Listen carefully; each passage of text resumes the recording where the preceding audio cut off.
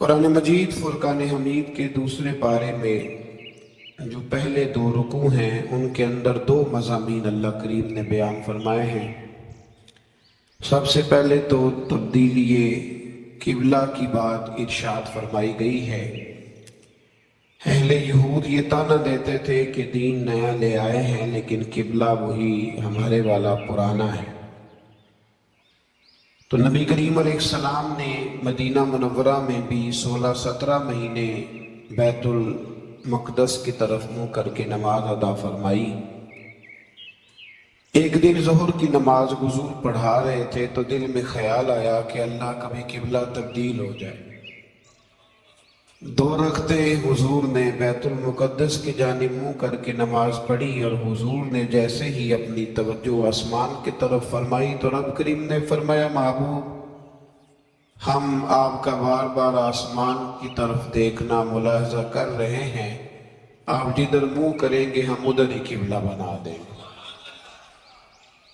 تو اللہ تبارک و تعالیٰ نے قبلے کو تبدیل فرما دیا اور فرمایا یہ آزمائش ہے، یہ آزمائش ہے پیروی کرنے والوں کے لیے۔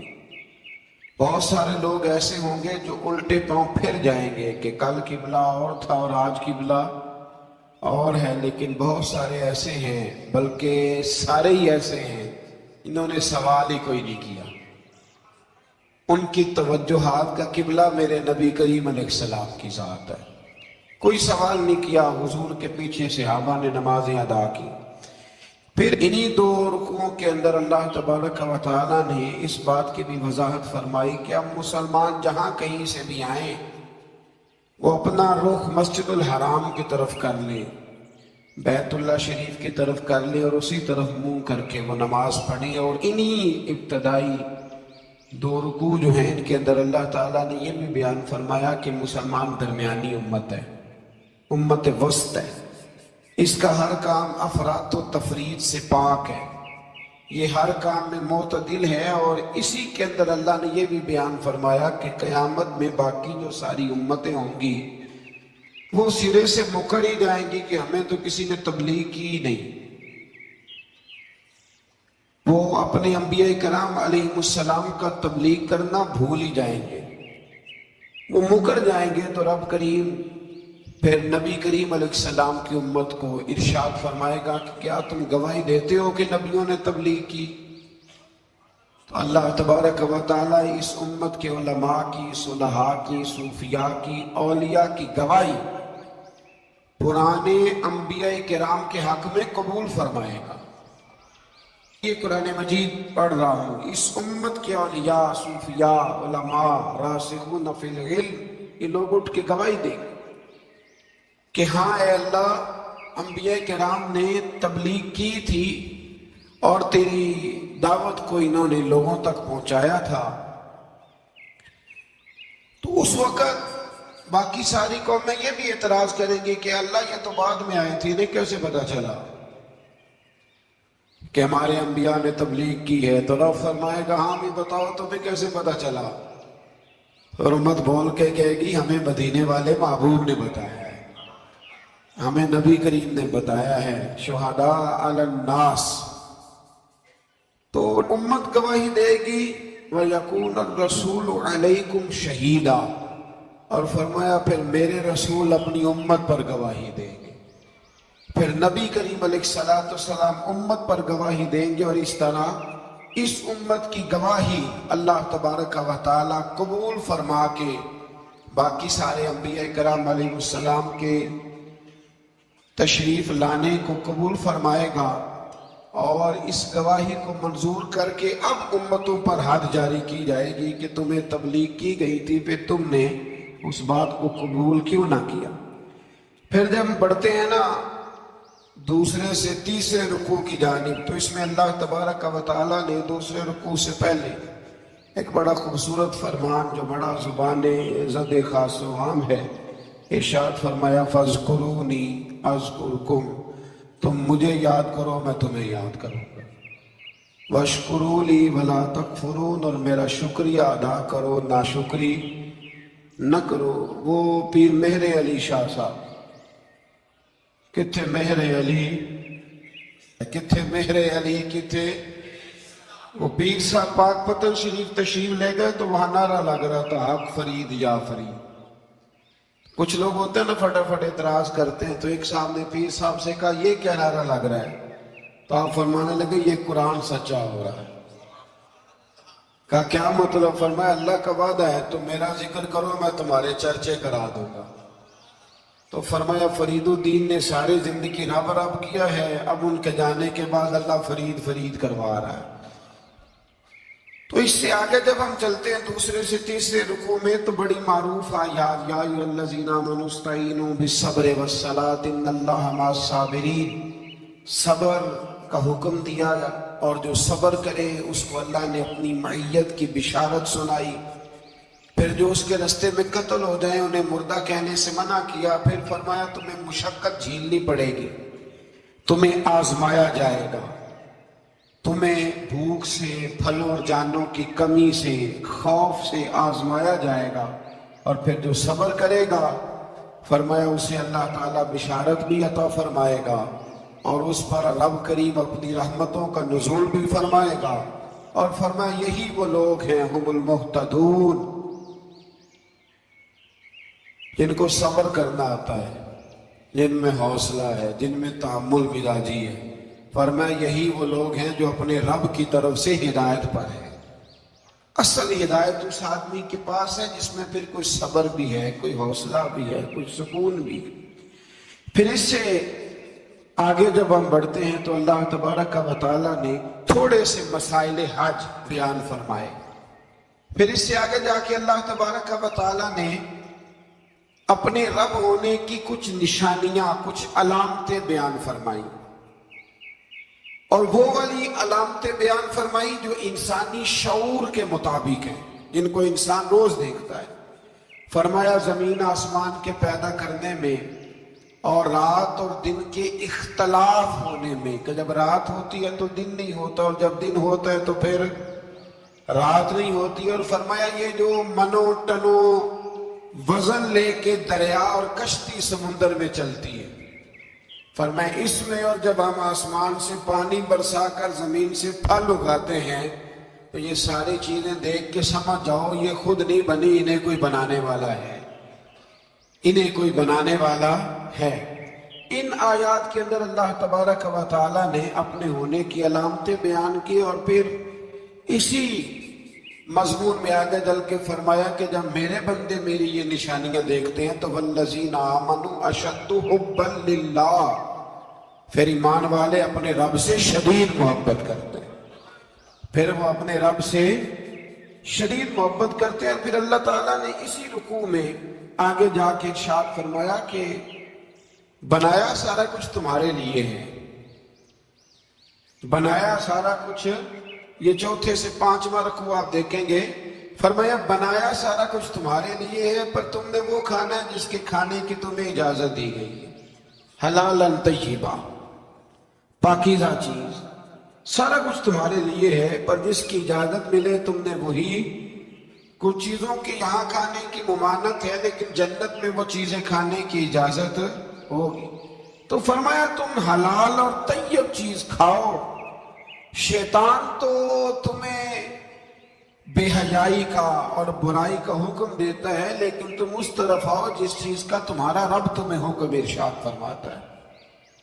پھر اللہ تبارک و تعالیٰ نے اسی پارے کے اندر انہی آیات مقدسہ کے اندر چوتھے سے پانچویں رکوع میں 4 ان چیزوں کا بیان فرمایا جو قطعی طور پر حرام ہے. 4 وہ چیزیں جو قطعاً حرام ہیں. ان میں سب سے پہلے ارشاد فرمایا کہ مردار، جو جانور ذبح نہ کیا جائے اور بغیر ذبح کے مر جائے وہ کھانا حرام ہے. پھر ارشاد فرمایا بہتا ہوا خون، یہ بھی حرام ہے. اب آپ کہیں گے وہ تو خون لگتا ہے روز لوگوں کو، وہ تو لگتا ہے، بوتلوں کی بوتلیں نوجوان خون دیتے ہیں. تو اس میں ہمارے بزرگوں نے مسئلہ یہ بیان فرمایا کہ ضرورت کے لیے دینا جائز ہے. مجبوری ہو تو پھر خون دینا، جس طرح انسان مر رہا ہو تو اس کے لیے مردار کھانا بھی جائز ہے. تو کوئی بیمار، اتنا بیمار کہ کہ اب ڈاکٹر کہے کہ سوائے خون کے کوئی اور چارہ نہیں ہے تو وہ دینا جائز ہے بالکل، جو دے گا اللہ اسے اجر بھی عطا فرمائے گا۔ تو اسی طرح تیسرے نمبر پر سور کا گوشت، یہ بھی قطعاً حرام ہے، کوئی ایسی صورت ہی نہیں کہ جو اس کو جائز کیا جا سکے۔ اور پھر اللہ تبارک و تعالیٰ نے اسی آیت میں اس کا بھی ذکر فرمایا جس پر لوگ عقیدے کے لحاظ سے بڑا دھوکہ دیتے ہیں۔ فرمایا وما اہل بہ لغیر اللہ، اور وہ جس پر وقت ذبح غیر اللہ کا نام لیا جائے، جس پر وقت ذبح، جس پر غیر اللہ کا نام لیا جائے وہ جانور بھی حلال ہے۔ اس آیت مبارکہ کو سامنے رکھ کے نا بڑا الجھاؤ پیدا کیا جاتا ہے، جس پر غیر کا نام آ گیا وہ حرام ہو گیا، لہذا کسی نے کہہ دیا کہ یہ بکرا غوث اعظم کے نام کا رکھا ہے تو یہ حرام ہے، اور کسی نے کہا کہ یہ میں نے 11ویں شریف کے لیے دمبا رکھا ہے قربانی حضور غوث اعظم کے سال ثواب کے لیے دوں گا تو یہ درست نہیں۔ تو بھئی یاد رکھو وقت ذبح، یہاں تمام مفسرین نے یہی لکھا ہے کہ وقت ذبح کسی اور کا نام لیا تو پھر وہ حرام۔ دیکھیں نا کسی بندے نے اگر کہہ دیا کہ یہ دمبا زید کا ہے، 4-5 دمبے بکرے گھوم رہے تھے، کسی نے کہہ دیا زید کا ہے، یہ بکر کا ہے، یہ عمر کا ہے، یہ سعد کا ہے، اب کیا یہ لفظ کہنے سے وہ حرام ہو جائے گا؟ روز کہتے ہو کہ نہیں کہتے؟ وہ عجیب فلسفہ ہے نا لوگوں کا۔ اگر آپ نے کہہ دیا غوث پاک کے سال ثواب کے لیے ہے تو پھر وہ حرام ہو گیا جی۔ تو اگر یہ کہا جائے کہ میں نے بیٹے کے عقیقے کے لیے رکھا ہے، پھر بھائی اگر ولیمے کے لیے رکھا ہو تو وہ تو کہہ رہا ہے میں نے بیٹے کے لیے رکھا ہوا ہے، حالانکہ بکرا تو اللہ کے نام کا ہے۔ تو بلا وجہ لوگ اس میں ایسی چیزیں پیدا کرتے ہیں، تو اس کو سمجھ لیں یہ قرآن مجید کی آیت نمبر 173 ہے، جس میں اللہ تبارک و تعالیٰ نے بڑی وضاحت کے ساتھ ان چیزوں کا ذکر فرمایا جن کا کھانا بالکل ناجائز ہے۔ تو وہ 4 چیزیں آپ کی سمجھ میں آ گئی جی۔ سب سے پہلے مردار، پھر بہتا ہوا خون، پھر سور کا گوشت، اور چوتھے نمبر پہ وہ جانور جس پر وقت ذبح کرتے وقت کہا جاتا ہے نا بسم اللہ ہے۔ اب مرغا خریدنے جاؤ گے نا تو اس سے کہنا ذرا اونچا پڑے۔ میں نے ایک سے پوچھا، میں نے کہا تو تکبیر ہی نہیں پڑھتا؟ کہتا میں نے پکی پڑھ کے چھری پہ پھونک لی ہے۔ تو میں نے کہا یہ کون سا نیا دین نکلا ہے؟ کہتا چھری پہ پھونک لی ہے تو اب پکی ہو گئی چھری۔ تو میں نے کہا چھری کے ساتھ اگر کسی نے پیاز کاٹ لیا تو پھر تیری پھونک کا کیا بنے گا؟ تو وہ تو گئی نا جی۔ تو اس لیے یہ جانور جب حلال ہوگا جب کہا جائے گا بسم اللہ ہے اللہ اکبر۔ پھر آگے 5ویں سے 6ٹھے رکوع میں جو پہلی آیت ہے نا اس میں اللہ تعالیٰ نے ایک چیز کے بارے میں نصیحت فرمائی ہے۔ جب یہ قبلے کی تبدیلی کی بات ہوئی تو یہودی بھی اپنے قبلے پر اصرار کرنے لگے، عیسائی بھی اپنے قبلے پر اصرار کرنے لگے۔ وہ کہنے لگے مشرق کی جانب منہ کر کے نماز پڑھنی ہے، یہ کہنے لگے مغرب کی جانب منہ کر کے نماز پڑھنی ہے۔ تو اللہ کریم نے فرمایا یہ تو نیکی نہیں کہ منہ مشرق کی جانب کرو یا مغرب کی جانب کرو۔ تو یا اللہ نیکی کیا ہے؟ فرمایا نیکی وَلَٰكِنَّ الْبِرَّ مَنْ آمَنَ بِاللَّهِ وَالْيَوْمِ الْآخِرِ، فرمایا نیکی تو یہ ہے کہ اللہ اور آخرت پر ایمان لاؤ۔ نیکی ایمان کا نام ہے۔ پھر فرمایا فرشتوں پر، کتابوں پر، نبیوں پر ایمان لاؤ، اور اپنا مال خرچ کرو اللہ کی محبت میں، رشتہ داروں پر، یتیموں پر، مسکینوں پر، مسافروں پر، مانگنے والوں پر، غلام آزاد کرانے کے لیے۔ اور فرمایا نیکی تو یہ ہے کہ نماز قائم کرو، زکوٰۃ ادا کرو، اپنے وعدے پورے کرو جب تم وعدہ کر لیتے ہو، اور جب تمہیں کوئی مصیبت پہنچے اس پر صبر کرو۔ فرمایا اولئک الذین صدقوا، یہ وہ لوگ ہیں جو نیکی کے دعوے میں سچے ہیں، جو ایمان بھی لائیں، خرچ بھی کریں، مصیبت پر صبر بھی کریں۔ یہ وہ لوگ ہیں جو ایمان کے دعوے میں سچے ہیں۔ وَأُولَٰئِكَ هُمُ الْمُتَّقُونَ، اور یہ وہ لوگ ہیں جو پرہیزگار ہیں اللہ سے۔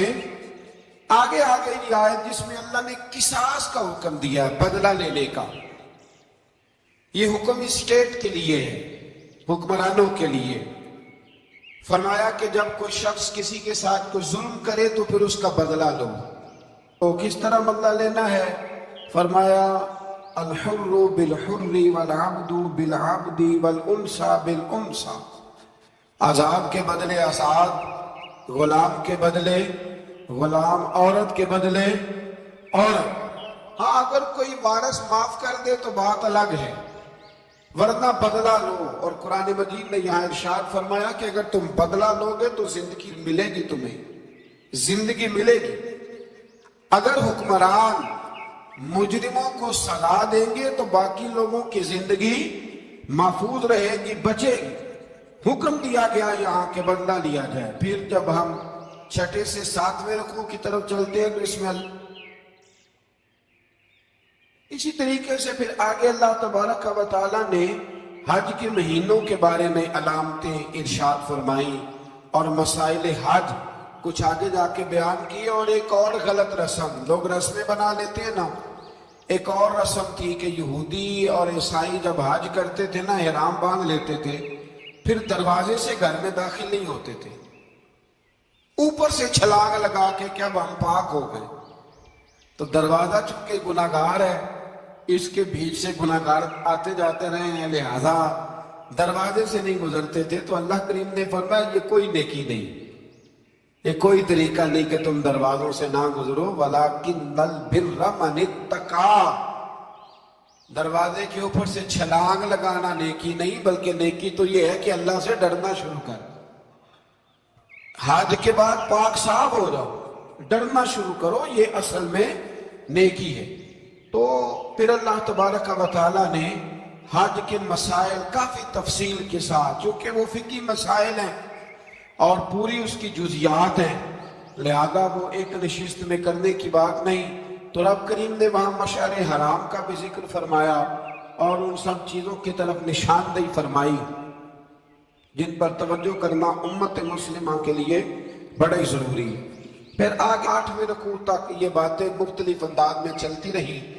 پھر 9ویں سے 10ویں رکوع میں ایک بات رب کریم نے یہ ارشاد فرمائی کہ میں نے کافروں کی نظر میں نا، جب انہوں نے میری نافرمانی کی ہے، میرے کلمہ نہیں پڑھا، میرے محبوب کو نہیں مانا، قرآن مجید کو نہیں مانا، تو فرمایا میں نے دنیا کی زندگی ان کے سامنے مزین کر دی۔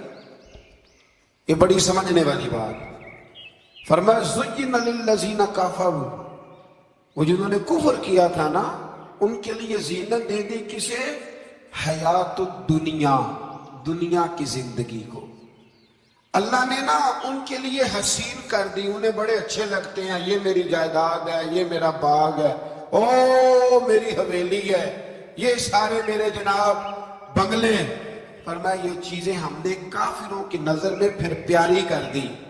سمجھیے گا بات، یہ کافر کا طریقہ ہے کہ دنیا داری کا مال دیکھتا ہے تو اس کی آنکھیں کھل جاتی ہیں، بڑا راضی ہوتا ہے۔ مومن کا یہ طریقہ، مومن کس بات پہ راضی ہوتا ہے؟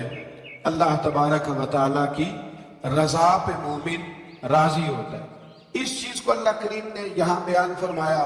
پھر اس سے آگے جو حرمت والے مہینے ہیں ان مہینوں کا ذکر کیا گیا۔ پھر اللہ تبارک و تعالیٰ نے جوے اور شراب کو حرام قرار دیا۔ 219 نمبر آیت ہے، اسی رکوع میں اللہ تبارک و تعالیٰ نے اس کا بھی تذکرہ فرمایا۔ یہ تفصیل کے ساتھ تذکرے جاری رہے۔ پھر اسی طرح عورتوں کے جو حیض و نفاس کے مسائل ہیں ان کو بھی اللہ تبارک و تعالیٰ نے اسی پارے کے اندر بیان فرمایا۔ کچھ طلاق کے مسائل بھی اللہ کریم نے اسی پارے 9ویں رکوع سے آگے جا کے ان ساری چیزوں کو اللہ کریم نے بیان فرمایا۔ اور پھر یہ بھی ارشاد فرمایا حیض و نفاس مسائل اور طلاق، ان ساری چیزوں کو بیان کرنے کے بعد فرمایا کہ ان کے مسائل گویا سیکھ لو، اس پر عمل کرو، اور فرمایا تلک حدود اللہ، یہ اللہ کی حدیں ہیں، فلا تعتدوها، اللہ کی حدوں سے آگے نہ گزرنا۔ یہ وہ باؤنڈری ہے جو اللہ نے بنائی ہے، یہ حکم وہ ہیں جو رب نے دیے ہیں، تو ان سے آگے نہ جانا۔ تو بالتفصیل ان ساری چیزوں کا یہاں بیان فرمایا گیا، اور وہ مسائل جو بڑی تیزی سے لوگ الجھا دیتے ہیں ان کا بھی اللہ کریم نے یہاں ذکر فرمایا۔ بیچ میں کچھ آیات ایسی ہیں جو زیادہ توجہ کے قابل ہیں اور ہماری روزمرہ کی زندگی میں ہمیں ان کی بڑی اشد ضرورت ہے، جو اگرچہ مسائل فقہ تو نہیں لیکن ضرورت کے لحاظ سے، روزمرہ کے اخلاقی رویوں کے لحاظ سے اس کی بڑی ضرورت ہے۔ ان چند آیات کا بھی ہم نے انتخاب کیا، انشاءاللہ اس پر بھی کچھ بات کرتا ہوں۔ اس پارے کے آخر میں اللہ کریم نے ایک واقعہ بیان فرمایا ہے۔ اس میں اللہ تبارک و تعالیٰ نے بنی اسرائیل کا ایک واقعہ بڑی تفصیل کے ساتھ، اور وہ اس پارے کے اختتام پر عقیدے کے لحاظ سے، نظریے کے لحاظ سے، سمجھنے کے لحاظ سے بڑی اہم چیز ہے، اس پر ضرور غور فرمائیں۔ وہ یہ ہوا کہ بنی اسرائیل کے اندر ہمیشہ ایسے ہوتا تھا کہ اللہ تبارک و تعالیٰ ایک پیغمبر اور ایک بادشاہ، بنی اسرائیل کے اندر ہمیشہ نبی اور بادشاہ موجود رہتے تھے۔ ایک وقت ایسا آیا کہ بنی اسرائیل میں کوئی نبی نہیں تھے، اور بنی اسرائیل کا جو اپنا علاقہ تھا وہ ملک شام ہے، تو قوم عمال کا ایک قوم تھی اور بڑے سخت گیر لوگ تھے۔ انہوں نے بنی اسرائیل والوں کے ساتھ لڑائی کی، جہاد کیا اور انہیں ان کے علاقے سے نکال دیا، اور کچھ حضرت یوسف علیہ السلام کے زمانے میں ویسے بھی ایک بہت بڑی تعداد جا کے مصر میں آباد ہو گئی تھی۔ اب یہ ہوا کہ ان کے پاس کوئی بادشاہ نہیں ہے، یہ بار بار دعا کرتے ہیں، التجا کرتے ہیں، تو اللہ تعالیٰ نے ایک پیغمبر انہیں عطا کیے جن کے مختلف نام کتابوں میں ہیں۔ صدر الافاضل رحمۃ اللہ علیہ نے تفسیر خزائن العرفان کے اندر ان کا نام حضرت شمویل علیہ السلام لکھا ہے۔ حضرت شمویل علیہ السلام کو اللہ تعالیٰ نے نبوت عطا فرمائی، اور جب حضرت شمویل علیہ السلام اللہ کے نبی ہوئے، بنی اسرائیل والوں کو یقین آیا کہ اللہ نے الحمدللہ ہمیں ایک نبی کے جھنڈے تلے جمع کر دیا ہے، تو پھر انہوں نے کہا کہ آپ ہمارے سامنے ایک بادشاہ بھی مقرر کریں تاکہ ہم اس کی سرپرستی میں جہاد کریں۔ جب انہوں نے یہ بات کی تو اللہ تبارک و تعالیٰ نے حضرت شمویل علیہ السلام کے ذمے لگایا۔ تو ایک اس زمانے میں اللہ کے نیک بندے تھے جناب طالوت علیہ السلام ان کا نام تھا، تو حضرت شمویل علیہ السلام نے انہیں کہا کہ اللہ کریم نے تمہارا بادشاہ طالوت کو بنایا ہے۔ ان کا نام بھی قرآن مجید نے ذکر فرمایا ہے۔ تو بنی اسرائیل کے لوگ کہنے لگے یہ تو غریب آدمی ہے، وہ بکریاں چرایا کرتے تھے، لیکن علم میں بڑے پختہ تھے، وجود میں بڑے طاقتور تھے۔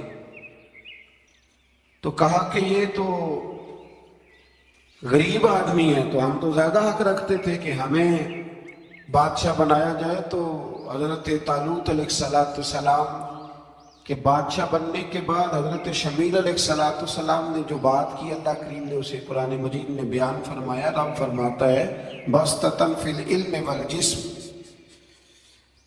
اسے اس لیے تمہارا بادشاہ بنایا گیا ہے کہ اسے ہم نے کشادگی دی ہے، علم میں بھی اور جسم میں بھی۔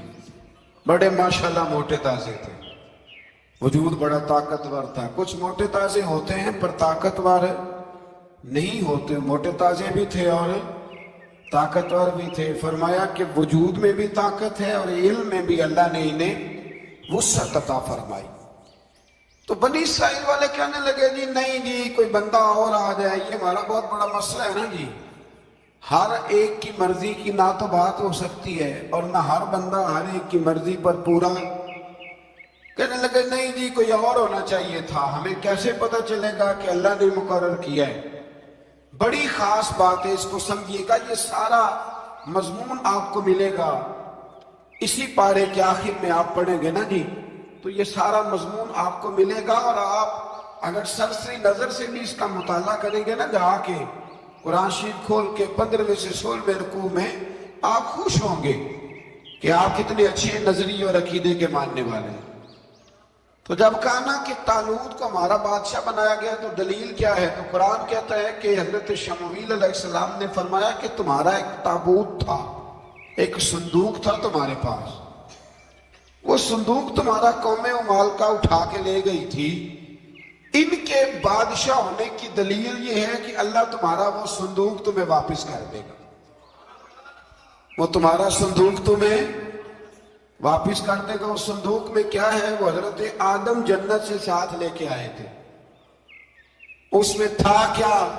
तो कुरान मजीद कहता है कि उसके अंदर ना हजरत हारून अलैहिस्सलाम और हजरत मूसा अलैहिस्सलाम के तबर्रुकात थे। तबर्रुकात। कल मैं एक मौलवी देख रहा था, बेचारा एक बंदा ना मस्जिद नबी के साथ गुलाफ और शायद कोई कफन था, वो मस्जिद नबी की दीवारों से मस कर रहा था। तो वो कह रहा था नहीं, इससे क्या होता है, तबर्रुक कोई चीज नहीं, अच्छे अमाल की वजह से बंदा बख्शा जाएगा। मैंने कहा तू मुझे मिले तो मैं तुझे बुखारी खोल के दिखाऊं कि हजरत अब्दुल रहमान इब्ने औफ जिन्हें हुजूर ने कतई जन्नती कहा, हुजूर के वजूद पर कुर्ता देख के कहने लगे हुजूर बड़ा ही सोना लग रहा है। तो फरमाया तुझे चाहिए, हुजूर मिल जाए तो क्या ही बात है। नबी पाक ने अता किया तो सहाबा कहने लगे अब्दुल रहमान आपको तो जरूरत नहीं थी, आपके पास तो बड़े लिबास हैं, तो ये कुर्ता हुजूर ने कबूल कर लिया, कोई लेके आया और आपने मांग लिया। तो वो रो पड़े, कहने लगे पहनने के लिए नहीं मांगा, ये हुजूर के जिस्म से लग गया है, मैंने कफन बनाने के लिए मांगा है। तू कहता है हुजूर के तबर्रुक में खैर कोई नहीं। और आप यकीन करें उन लोगों पे हैरानगी है, हमने भी मरना है ना जी, बड़ी जल्दी कब्र में जाना है, वक्त का कुछ पता नहीं, लेकिन इतने अंधे होकर लोग चीजों को देखते हैं। मुफस्सिरीन ने लिखा है इसका माना यह भी हो सकता है कि उस बैलगाड़ी को डायरेक्शन पे लगाया, उधर से हजरत शमीर अलैहिस्सलाम ने जनाब तालूत को बादशाह बना दिया और इधर से वो संदूक चल पड़ा।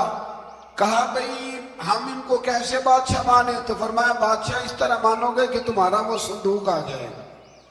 और कुरान कहते हैं उस संदूक में तुम्हारे दिलों का सुकून है, उसमें तुम्हारे दिलों का। और भाई हमारी तो कोशिश होती है बुजुर्गों से कोई चीज मिल जाए, अल्लाह वालों का कोई तबर्रुक हमारे हाथ आ जाए। तो वो संदूक आ गया, ये मान गए। अब जिहाद करने निकले तो लड़ना था जालूत की कौम के साथ। वो बड़ा सख्त आदमी था, 3-3 मन सोना उसने वजूद पे पहना होता था। उसकी कौम से लड़ना है, टोपी बड़ी तगड़ी पहनी होती थी लोहे की। अब कौन लड़े? एक नौजवान थे जिनका नाम था दाऊद अलैहिस्सलाम, वो भी बकरियां चराया करते थे। और जिन दिनों हजरत तालूत निकले ना अपनी कौम को लेकर जालूत के खिलाफ लड़ने, तो हजरत दाऊद भी शामिल हो गए। अल्लाह जब किसी को नवाजता है ना तो फिर खास ही करम नवाजी करता है। मुफस्सिरीन ने लिखा जब ये जा रहे थे ना, वहां जा रहे थे तो रास्ते में इन्हें 3 पत्थर मिल गए। इन्होंने वो तीनों पत्थर उठा लिए। उस जमाने में पत्थर फेंकने के लिए छोटी छोटी लोगों के पास चीजें हुआ करती थी, उसको कोफन भी लोग कहते थे, मंजनीक, उसको सामने रख के फिर बनाई गई। तो आपके पास भी वो आला था जिससे दुश्मन पर पत्थर मारे जाते थे। तो आप वो मशीन लेकर, वो आला लेकर वहां पहुंचे हुए थे। 3 पत्थर आपके पास थे। आप फरमाते उस दिन मैं बड़ा बीमार था, इतना बीमार था कि मेरा रंग पीला हो गया।